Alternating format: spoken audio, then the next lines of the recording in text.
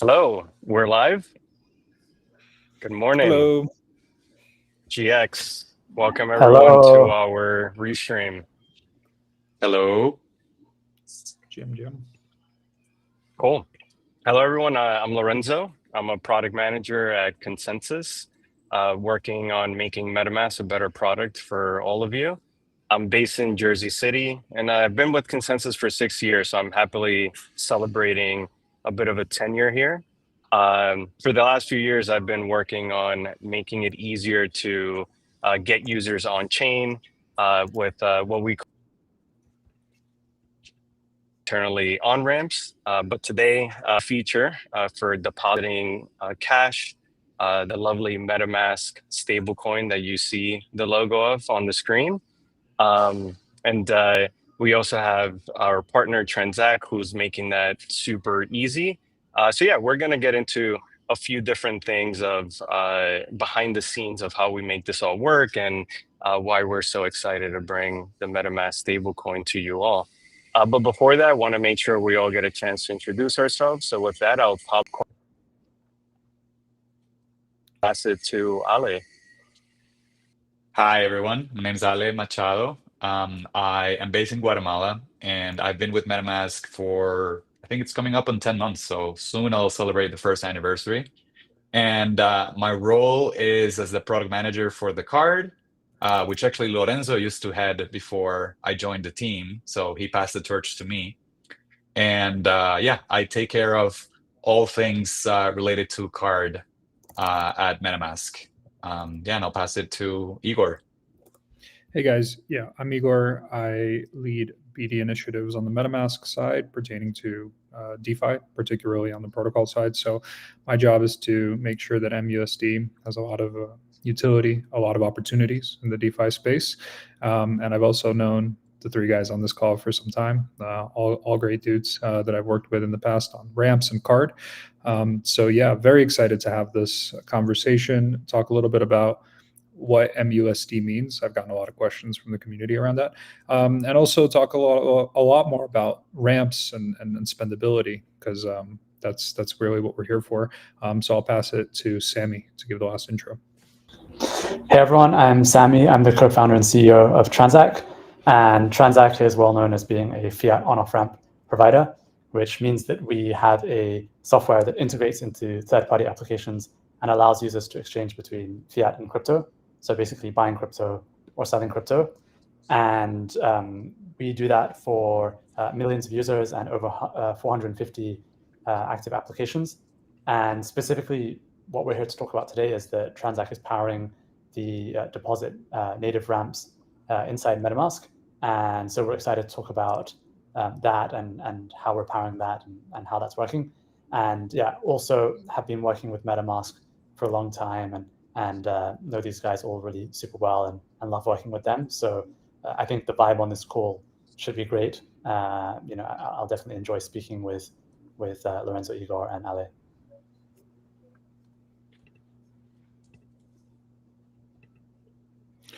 Cool. So I think more like before we dive into everything else, I was I wanted to get into a little bit more about how ramps are working right now. Lorenzo will be right back. He's connecting to a new Wi-Fi. But I wanted to go through, and maybe Sammy, you can help on this. What is the current landscape of ramps? Hey, Lorenzo. What's the current landscape of ramping that you're seeing? And then after you answer that, I'd love for Lorenzo to talk a little bit more about how he's seeing ramp integrations into the non-custodial wallet stack and how that's different from centralized exchanges. So Sammy, if you can talk a little bit about how you see the ramp space, because you're CEO of one of the foremost companies there. And then Lorenzo, if you can comment on how that applies to non-custodial wallet space. Yeah, sure. Just before I jump into that, I want to give a shout out to Lorenzo, who had a 30-minute fire alarm scheduled just as we're starting this call. So kudos to him for pulling through. And yeah, so the question is, how do I see the on-off ramp space in general?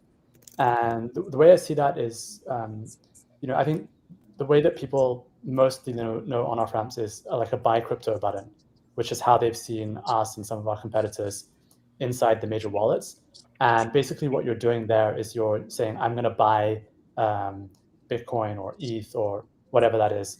And the use case was a lot of it was around speculation, right? So we've seen a lot of cycles that have come through, like there was the DeFi summer, right? So the use case there was really buying crypto and then putting that into DeFi, earning yield. We've seen the NFT craze, like the meme coin craze, and Transak has been, pretty agnostic throughout all of this. We basically empowered people, and some of our competitors have also done that. Now what we're seeing is a new class of people coming into the space, also providing kind of stablecoin infrastructure, and we see ourselves as one of those people, or one of those companies. And what stablecoin infrastructure means is that you are providing an infrastructure to on-ramp into stablecoins or any crypto, but then the use of that becomes a lot more about actually using the blockchain and not about speculating on the price of crypto. And that could be things like investing. It could be things like remittance or payments, like sending money either domestically or abroad. It could be things like doing payroll or doing swaps, or even using a crypto-based credit card, right? Which I think we may talk about today. And what that does is it basically expands the market opportunity and the use case opportunity from like quite a niche buying crypto market. And us being an industry, we might feel like this is some huge thing that everyone's into, but realistically, this is quite a small bubble that we're part of. And this basically expands this into everyone, right? So now on-off ramps are starting to become something that is mainstream and something that people just expect in financial applications. And what we're seeing is that blockchain is getting rolled out as a back-end infrastructure technology and not a front-end consumer technology. And what I mean by that is that you may be using blockchain in an application and not even know or care that it's there, right? In the same way that you might use something that uses AI, but you wouldn't call it like an AI app, right? You wouldn't say I'm using Facebook or Instagram and that's like an AI app. But all of these applications use AI in the back end to make them better. And that's what we're seeing with blockchain. And what on-off ramps allows you to do in that case is to abstract that away from the user. So you can basically onboard with fiat, whether that's a card payment or an Apple Pay or a bank transfer. And then all of the benefits of blockchain technology are in the back end. So that's kind of where I see us now. There's kind of like the retail on-ramps where you're like buying crypto, and then there's like the stablecoin infrastructure providers. And we're very much embracing that journey and kind of evolving into the next stage of blockchain, into the next stage of on-ramps. Yeah, I love that framing of the different use cases that we've seen come up within the crypto space. I want to take a step back and go a little bit first principles and talk about what on-ramping means from a user perspective. When I think about on-ramping and buying crypto, it's really about getting on-chain. And for MetaMask, that means the non-custodial or self-custodial experience of like truly being able to own your assets. So a lot of what me and my team think about is like, how do we make it possible for everyone in the world to be able to like truly own their assets? And for me, self-custody, it's basically like when you have cash in your pocket and you can feel it, and it's that guarantee that it's in your hand and secured by you. That's what we're able to bring to users. But that's a really challenging problem to solve. When you have digital money or assets within a traditional bank account or maybe a centralized exchange, you might see a number on the screen, but there isn't that guarantee that you have full control over it. So that's why we went about building out a aggregator to be able to bring this solution across the world, working with local banking partners. And throughout the way, we've learned that there's a lot of different challenges for serving these use cases. Someone buying an NFT versus investing into ETH or these other assets presents different risks and compliance. We've seen also certain governments maybe limit how much money you can move into crypto. There's been a lot of interesting research around Operation Choke Point and the such by Nick Carter. Highly recommend checking that out. So there's even some existential challenges in getting users to truly own their funds and go on chain. But with Transak and what we brought to market with our new deposit feature, we're starting to blur the lines between the fiat cash that's available in your bank account and what's in your wallet with something like a MetaMask stablecoin. And what's that's helping open up is a lot more use cases. And one that I'm particularly interested in is the payments and being able to have crypto as a part of my daily life, whether I'm buying a coffee at the coffee shop that I'm at right now, or making a payment or e-commerce. I think that's where the true magic of this next wave of crypto really comes in. Yeah, that's a great answer. I'm curious. There's this age-old adage, and everybody who's lived through our fun times with Celsius knows this one. It's centralized exchanges are like public bathrooms, right? Like you only want to get in there for as long as you need to use it, and then you want to get right out. So things have changed in the last few years, and do you think that adage still holds true, especially now that ramps are hopefully as effective on the non-custodial side as on the custodial side, or do you think centralized exchanges and venues like them are just like a necessity in the Web3 space? I would say they were a necessity before, but now with features like the deposit cash and being able to go directly to stable coins, there really isn't much of a need for the exchange. Most recently, what I heard from users is that they needed the centralized exchange for off-ramping their funds back into fiat. But with solutions like the MetaMask Card, where you can instantly off-ramp just the amount that you need. I don't really use my exchange account much anymore. Got it. Yeah. So Ali, what do you think? Do people need to off-ramp through exchanges now that we can just pay with our cards? Yeah, no. So we have seen a growing number of users that there's a few categories, right? Like there's people who invested in crypto very early and are sitting on top of some gains. There's people who actually get paid on chain, like you would think the typical like Argentinian freelancer, right? Who doesn't want to get paid in pesos, right? And they get paid in USDC or mUSD or USDT, right? There's so many like the on-chain earners is what we're seeing. There's significant traction in adopting the card as a way to bank on chain more, and I definitely see less of a need for an off ramp now that there's ways that, because you like for holding the money, you don't need to hold it in a centralized exchange anymore, like or you haven't that hasn't been a problem if you've used MetaMask for the past 10 years. I think where it has been trickier is the coming in and coming out of crypto.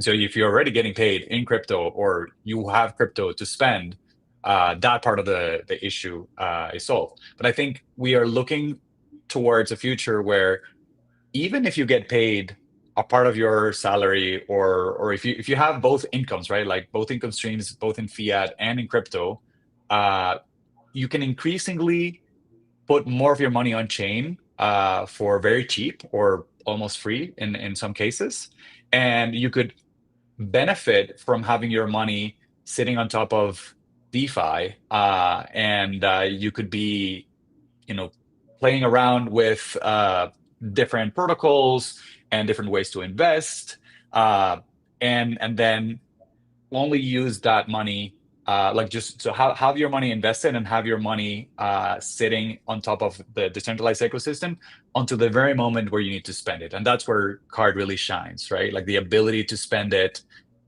immediately, and that is something that is an opening of money use cases that we have seen, like, again, like to come back with the Argentina example, I'm from Venezuela originally, and I would not want to hold my local currency in my bank. I would much rather hold something equivalent to the US dollar and in a more open monetary system. And then whenever I do have to spend it, then that's when I can just swipe my card. And it's very easy to do because like MasterCard's accepted in 150 million merchants around the world. So it does come with a lot of convenience.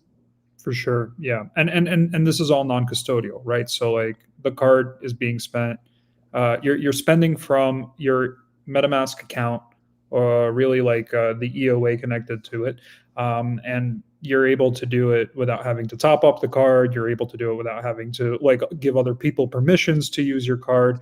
It's a really streamlined system. So yeah, I think that's a really good point.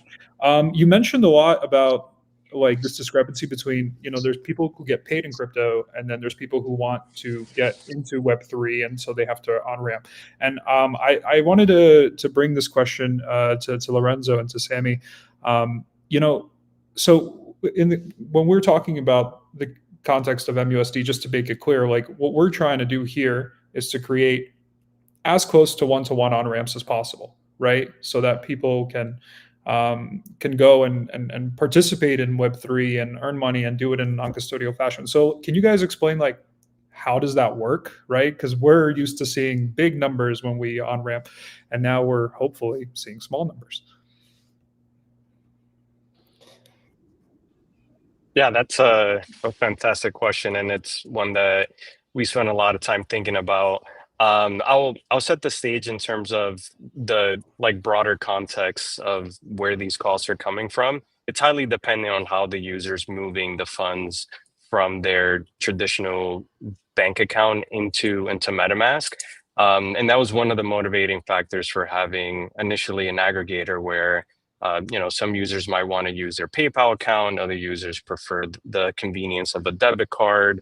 Others want to keep using their bank accounts. And each one of those has a lot of cost built into it. And then there's also some of the like risk components as well that I'll let Sammy touch on from the other side of managing all these different fund flows. So for us, the first step was making sure that we have those low cost bank transfers where users aren't paying that extra fee. Unfortunately, when it comes to processing cards, there's certain fees that are just baked into it. But with bank transfers, we can really get that down to basically zero for the user. Yeah, so I think when this has obviously been a release that's been quite a long time in the making, and we've had like quite a bit of discussions behind the scenes. And I think when Lorenzo and I were talking about this, and we've had a lot of long phone calls talking about how is this going to look and what's the design going to be and all that kind of stuff. I think what we really agreed on was that in order to bring this to the next billion users, in order for this to be something that really is mainstream, the fees do need to kind of come down by an order of magnitude. And we do need to be in a situation where this is something that is cost competitive with using like your bank account, right? Like using your Chase account or your Revolut account or whatever it is. And I think that's one of the product philosophies behind how we approach this. And we kind of thought from a first principles, like how can we get this down to a point where like the user doesn't really notice the fees. I think another way that we were able to do that is also through stablecoins. So stablecoins, as compared to other more volatile cryptocurrencies, do provide a more reliable way to get fees consistently lower, as opposed to some of like the really volatile cryptocurrencies. So that's another point. And then finally, Transak has been doing this for a long time now, and over time we've gathered a lot of operational efficiencies, and we've kind of gone deeper and deeper into our product and brought down the fees over time. And we've also understand what users want. So users want to have the right selection of cryptocurrencies that they want to buy, whether that's cryptos or stablecoins, they want to have convenience. We've seen that's really important for users, and people want to pay how they want to pay, right? So they may want to pay with Apple Pay or cards or bank transfers, and they need to have that selection of payment methods, how they're going to pay. And then, cost is always a consideration. And so we've consistently tried to drive up conversion rates and to drive down cost over time. I think this is probably a good time to jump in and just show a little bit about how that looks. So yeah, I'm just gonna share my screen and live demo, folks. Do better than Zuck. Yeah, right. No, I always, whenever I log into these kind of restreams, I'm always like, yeah, that was a lot of words, but can I see the thing? So yeah, exactly. Thing I would love to. So now when you log into MetaMask, there's still the buy button that you're familiar with, which is kind of like the aggregator where it's really focused around buying crypto. But there's also a deposit fund button, and yeah, Lorenzo, maybe you can just say a bit about the difference between what those two things is. Yeah, we wanted to have a specific flow for bringing the stablecoin and that mental model of having cash within your MetaMask account, that once you deposit it, you can go on and trade or connect it to your MetaMask card and immediately spend it. Unlike when you're on ramping and buying some ETH, and you might want to hold that for a little bit. So the deposit flow is specifically focused on getting you on chain with stable coins. Yeah, and another point just to highlight is that this is something that's also fully native inside the MetaMask UI as well. So previously it was like more of a widget-based flow. I'm just going to share my screen again. Yeah, I think the video played really fast there. Yeah, what Sammy's touching on is that the big benefit here is getting rid of a lot of the redirects and the loading experiences that are traditionally seen with these on-ramping experiences. So we're bringing the flow into MetaMask, making a few more familiar, and just overall really, really snappy. So here you can see the login flow is right within the app. So you're able to get the one-time password sent directly to your email.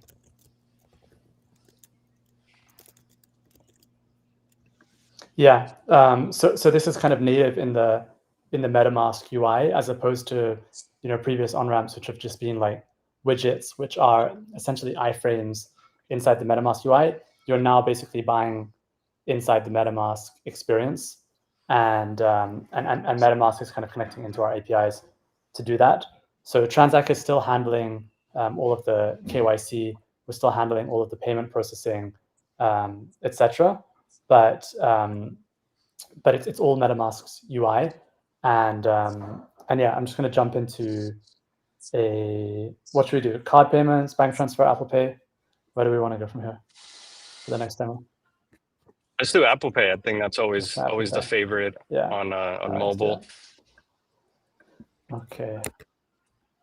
And one of the other main benefits of having the flow natively within the app is the return experience after you've logged in, after you've done the account setup and added your payment method. Being able to come back in and top up on the go would be, I think maybe like just 3 clicks overall. And then within a few minutes, you'll have your account topped up with funds on chain, verifiable on Etherscan. Yeah, and particularly with Apple Pay. So Apple Pay, I'm sure anyone who's an iPhone user knows that when you go to do Apple Pay, it's really just that like click on the side button on your phone when it gets to the payment stage. So assuming that you're already a KYC user or you're already registered with us, it really can just be as easy as click, and then you can top up your MetaMask wallet, and then you can go on to use any of the other like cool features that are in MetaMask.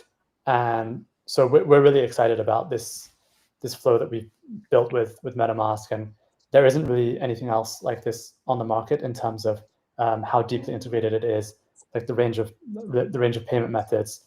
And then, I think what MetaMask brings to that is a really incredible wallet experience. And what Transact brings to that is, we have all the licenses, risk controls, customer support. We have all of the payment rails. So, Transact has entities and regulatory licenses around the world, and banking rails around the world where we're able to process user payments. So Transact is a heavily regulated licensed company. So kind of the opposite of MetaMask, which is MetaMask is a very decentralized, Web3 type company. Transact is like a very heavily regulated company that is able to do on and off ramps in all the different countries around the world. And I think those things put together creates a really, really cool experience that does a lot of things that a bank account does without like actually being a bank. And I'm taking this call out of the United States where I live, and so even for me this is like a big step up on a Chase account or something like that, where you can access a lot of cool features. You can access the benefits of decentralized technology. But for people in other countries who maybe don't have access to US To the dollar. or even the dollar, this is like a huge step up.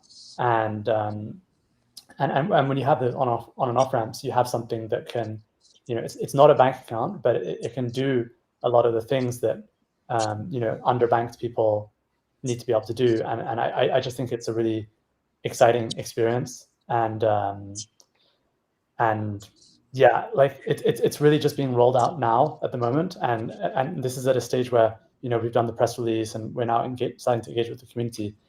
I'm really excited to see like over the next few months how people start to find different use cases for this, and I really see this as like a Lego building block where people are going to start to build their lives around this, right? So maybe if I'm like a contractor in Africa or South America or something like that, maybe I'm going to use this to help me to find what work that I wouldn't have otherwise been able to do. Maybe I'm going to be able to do payments and connect with family in other countries.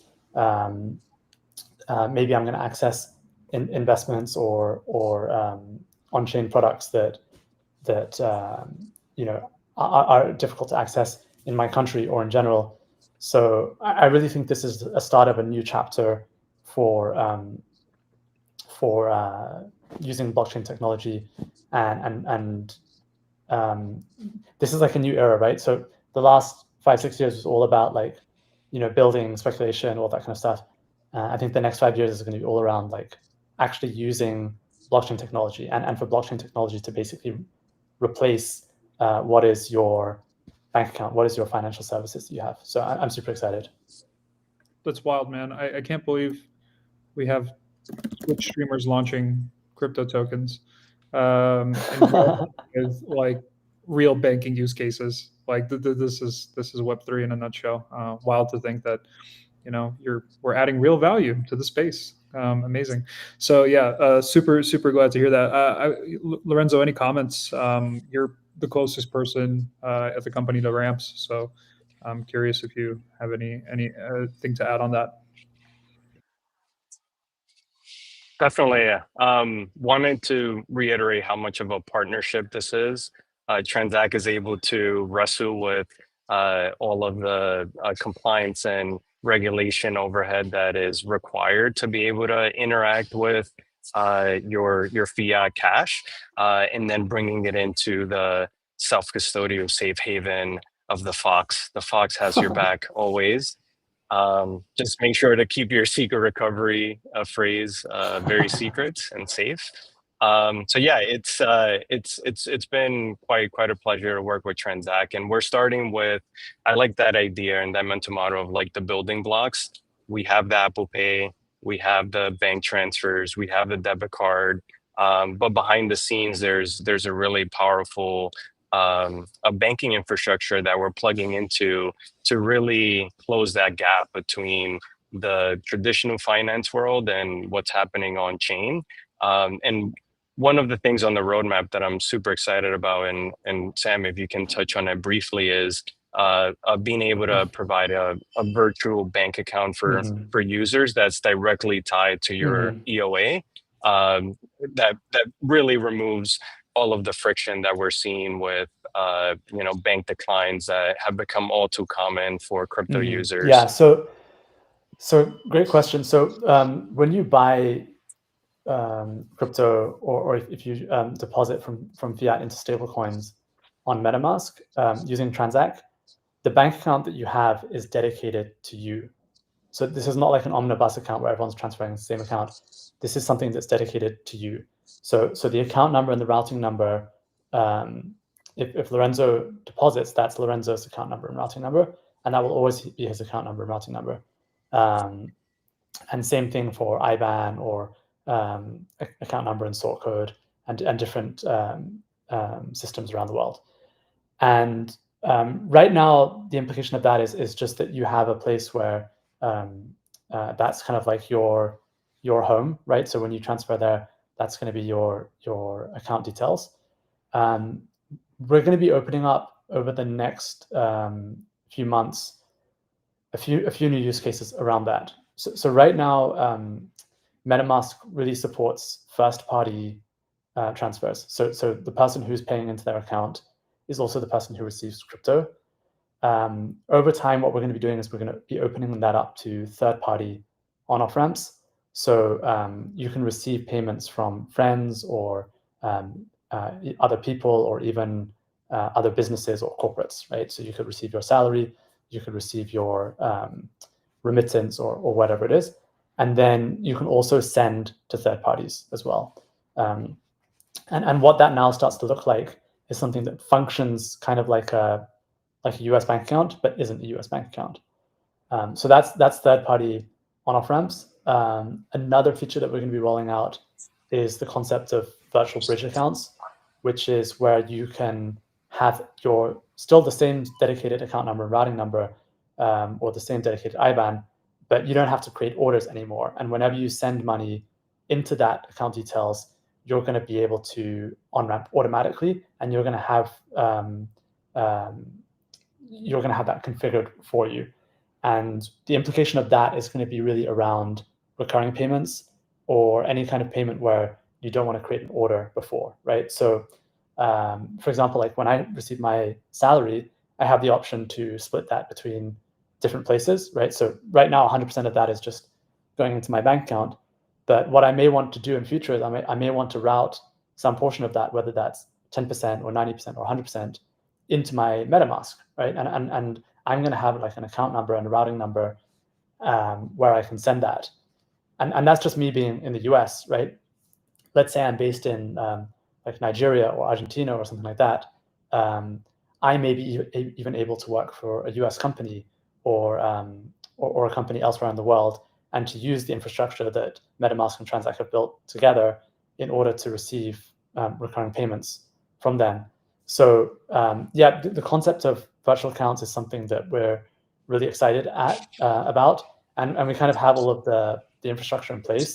And so we're having some really exciting discussions about how we're going to roll that out from a product point of view. And this is something that we're really excited to collaborate with our community on as well. Yeah, as a payments nerd, I'm super excited about being able to offer this to users. But I think the takeaway here is being able to connect directly to the banking infrastructure lowers costs. There's fewer middlemen involved. It improves overall user experience. Your funds will be able to move back and forth and get where you need them to get to pretty quickly. And then it opens up all those new use cases that currently aren't really possible, of being able to have your payroll, be able to cover expenses and bills and utilities, all these things that right now require a lot of jumping through hoops, going to an exchange, waiting a few days, and maybe having a few declines because the names don't match, or having to deal with different account and routing numbers. All of that will be simplified, and it'll feel much more like a regular fintech banking experience that we're all used to, but much cheaper and fully on chain.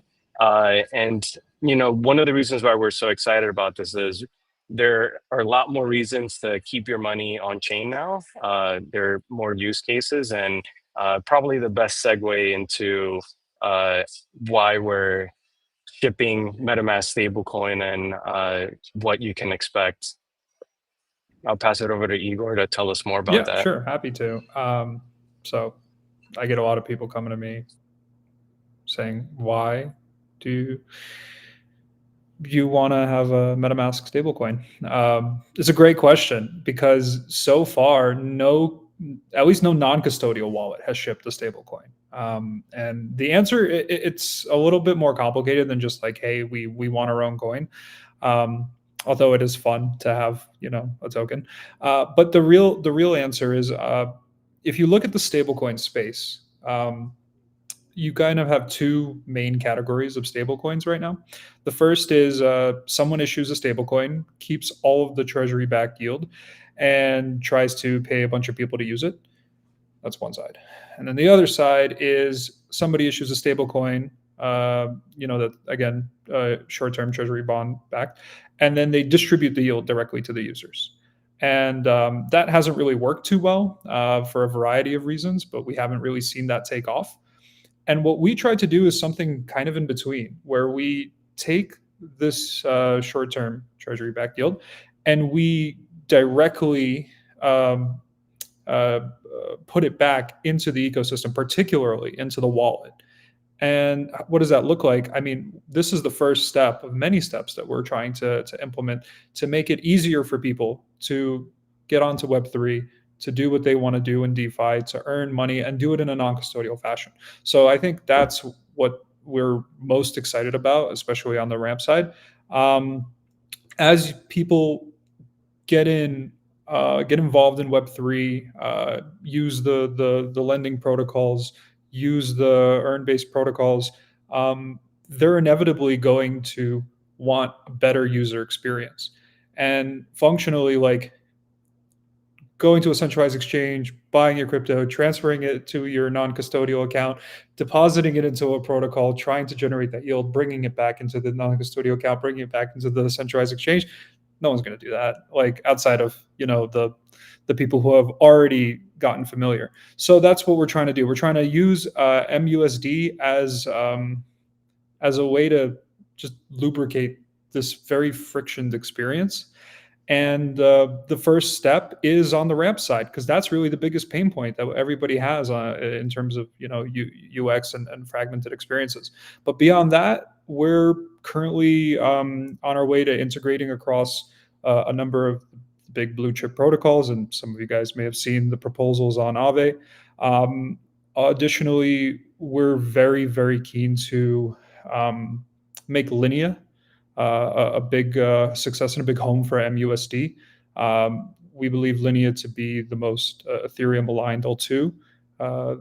They're very close to us, of course, as a consensus team, but also we've seen so many interesting proposals coming to us around additional utility, what you can do with a stable coin if you really focus on the ecosystem first. So I'm excited to talk about that over the next few weeks. I don't want to get too involved on that on a ramps call, but we will definitely keep you guys updated on what that looks like. And I'll also use this opportunity to shout out our wonderful partners at M0 and at Bridge, who have helped make this stablecoin a reality. So M0 is the infrastructure provider. They are the ones who set up this tech. They helped us a lot on the liquidity. If you guys want to see what the reserves look like, you can always go to the M0 dashboards. I can link those after also. So that's, I think, dashboards.m0. The other one that I really wanted to shout out is the Bridge team. They are issuing the stablecoin. They have made navigating the complexities of the regulatory environment a breeze, and I'm frankly very grateful to them for all of their support. So yeah, quick shout out to those two. I think beyond making some of these protocols a reality, what I really would love to do, and maybe Ale, you have insight on this, is try and tie those protocols to spending on the card. And what I mean by that is, here's all right, I'm going to take a step back. This was my dream when I started working in DeFi 5 years ago. It is you ramp really close to 1-to-1, you deposit into a stablecoin, and then you spend that effortlessly on the card. And ramp, earn, spend. So we're here as of this week. I'm very proud to say that. And yeah, I think the next step is particularly on that protocol side, tying these two pieces. So Ali, I don't know if you have any insights on, what would your dream product be if we can make, I don't know, anything spendable on the card? Or like, how would you like users to be able to interface between Web3 earning and Web3 spending? That's a good question. We have seen, again, like talking about the data for the card usage. Our contracts are out there, right?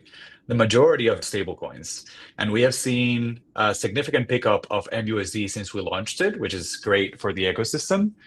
And I think we're going to continue to see that like inflow into mUSD. So I think what I would like to show you how, like if you already have a MetaMask card or if it's available to you in your region, we're always working to expand into more regions. I know, Sami, for example, you're in the US, so we might have some good news for you soon. But if you're in Europe, if you're in LATAM, like in the big countries of LATAM, if you're in Canada, we are already able to sign up for the MetaMask card. So if you are in the ecosystem because you get paid in fiat and you really believe in crypto, or you really see the opportunities that playing and investing in DeFi brings, and so you have some of your money in crypto, or because you already get paid in crypto, and now all you need to close the loop is a way to spend that. In the traditional world where we're not there at the point where merchants natively take crypto as payment, right? So this is what you can do. So you can sign up for a card at card.metamask.io, and I'm going to show you real quick how you might go about activating mUSD on it. Okay, so let me know if you see my screen. See it. Okay, good. All right, so this is my card home. This is where I see the spending. Let me see if you're able. Okay, you're also able to see my balance here. So this is a test account that I have. It has real money in it, but it's the account that I use for like all things consensus. So right now there's 4.41 USDC that are sitting on my account, and these are the default spendables because this is what I approved earlier, right?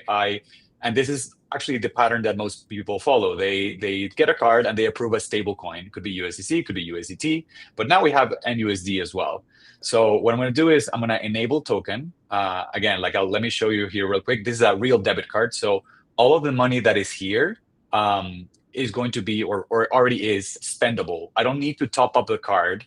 I only need to approve the spend of a particular token to the smart contract, and I do that very easily with just this web interface, and I can then immediately spend that money by using my card. So I'm going to enable tokens here, and then I'm going to click connect. And so as you can see here, I have the option to accept or activate mUSD. So I'm going to approve it. I am clicking confirm here.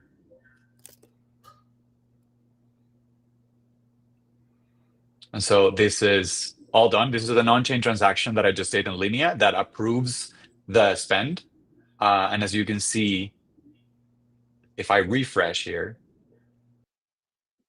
I actually have more money to spend now because my holdings of mUSD, if I show you here,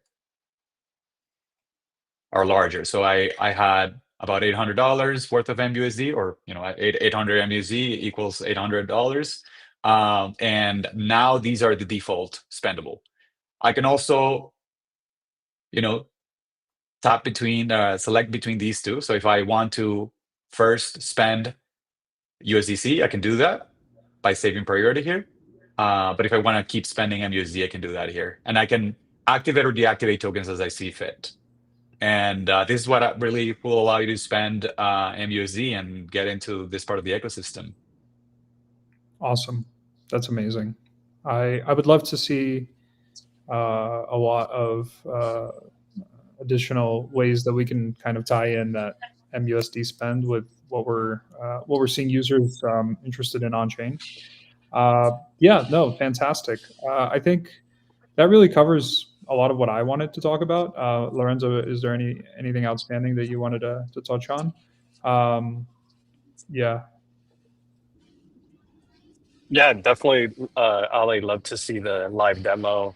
The demo gods had mercy on you. That was flawless. Linear transaction in real time. That was great.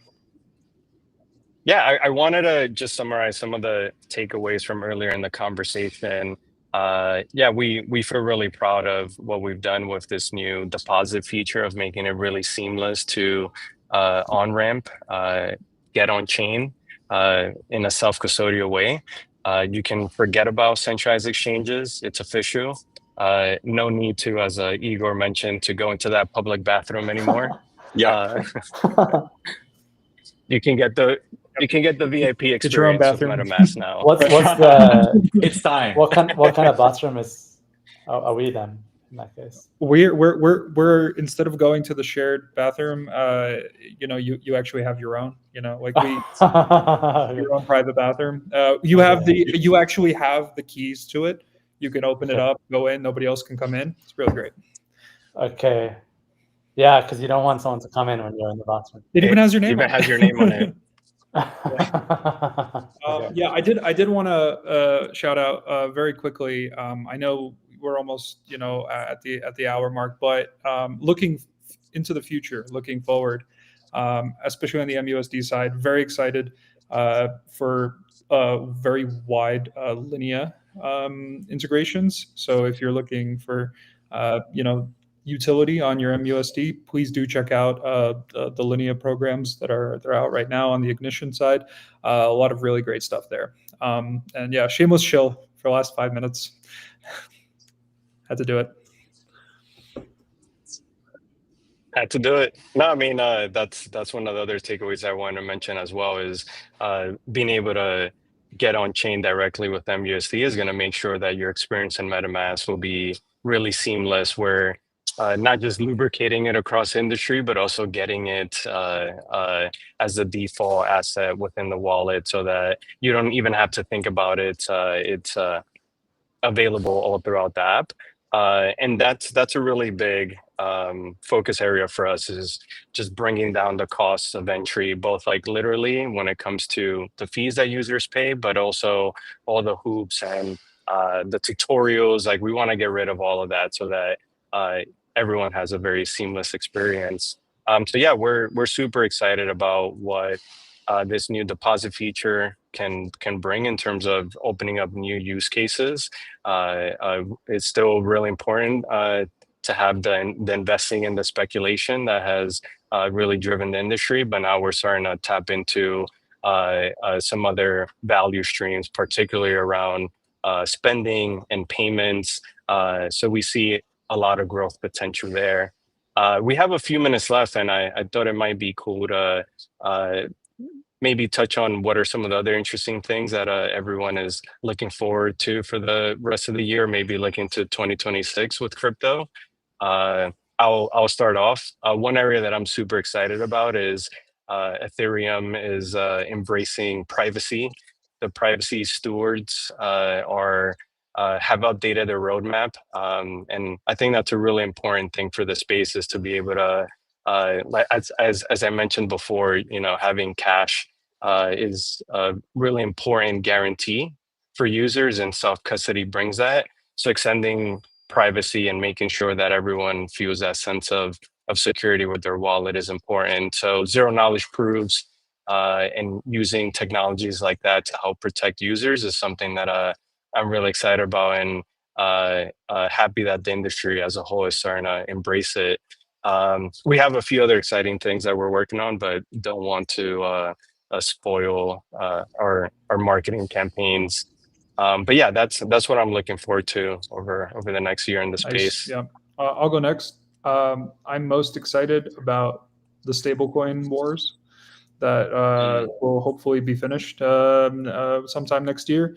Stablecoins are commoditized, and I think people are realizing now that the most important thing that we can do is give the value right back to the users. So I'm really excited to shift the meta in that direction with mUSD, starting off with ramps, moving into other primitives later. And we're seeing this already. If you guys have been tracking what's going on, with Hyperliquid and their tokens, we're seeing folks making proposals and implementing mechanisms to, create better buybacks, create better infrastructure, create incentives, better incentives that go directly to the users. So, like my biggest excitement is that this is going to continue, and that all of the wallets are going to get free ramps. All of the like primitives are going to be subsidized, and we can really get the next 100 million, 500 million, 1 billion users on chain without them having to suffer through the things that we suffered through over the last 5 to 10 years. So yeah, that's my biggest excitement. I'll pass it over to Ale.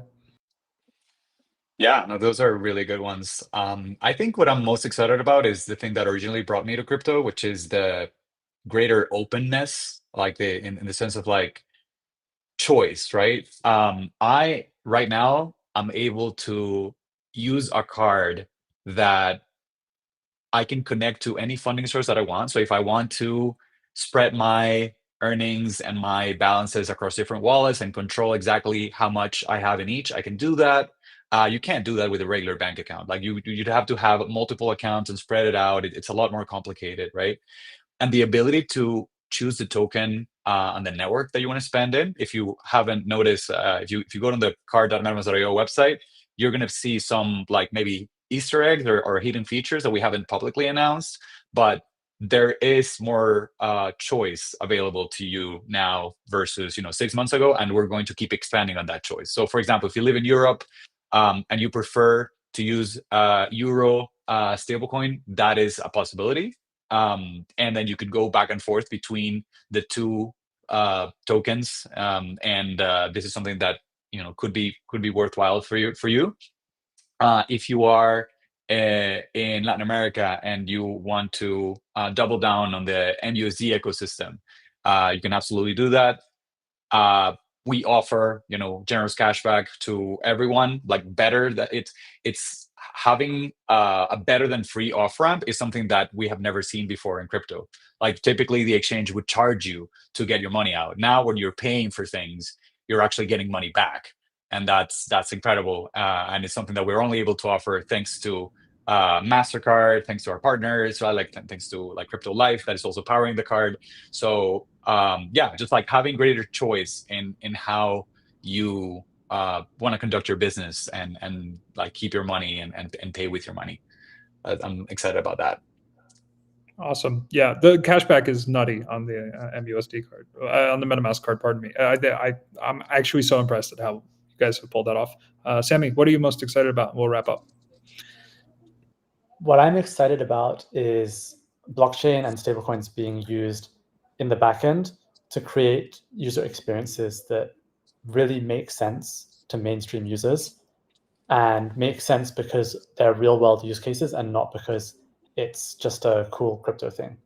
So in the case of what we've achieved together with MetaMask and the MetaMask Card and mUSD, this is, like you said, it's deposit, earn, spend. But there are so many other finance use cases out there that are waiting to be solved, such as remittance, payroll, invoicing, investing, which MetaMask is solving to some extent. But I'm sure you won't mind me saying that there's going to be lots of other cool use cases that are popping up, like all over the industry.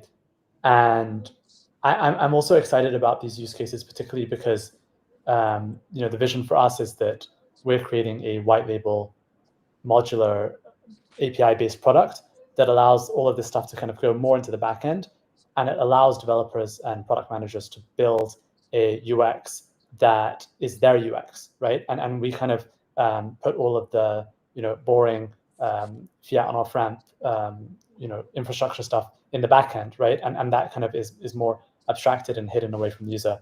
So what I'm really excited about is just cool use cases that are genuinely useful to mainstream audience and can be easily communicated and marketed to mainstream audiences. And I think MetaMask has done a fantastic job of that. And this is one thing that I'm really, really excited about. And I think over the next few years, it's going to be a renaissance or a new resurgence of really incredible use cases. And I think the blockchain industry has gone quite cyclical over the last 6 years. And I think now is the time for it to go exponential and to grow really fast, and for basically every person and every business to be using blockchain technology in some capacity. We are so back. We are forever back. We're back. All right. Lorenzo, you want to take us out? Yeah, thank you everyone for joining us today. I want to thank Sammy, Ale, and Igor for taking the time to share all the amazing things we've been working on here. I also want to give a shout out to my team at MetaMask has been working on this. And everything we showed you here today was made possible by their diligence. There's many folks behind us that are bringing this to life. Those are the real heroes, and not all of them wear capes. So yeah, thank you all for joining. You can try deposit cash within MetaMask today. Go get your MetaMask USDs and start spending with the MetaMask card. Right on. Thanks, guys. Thank you.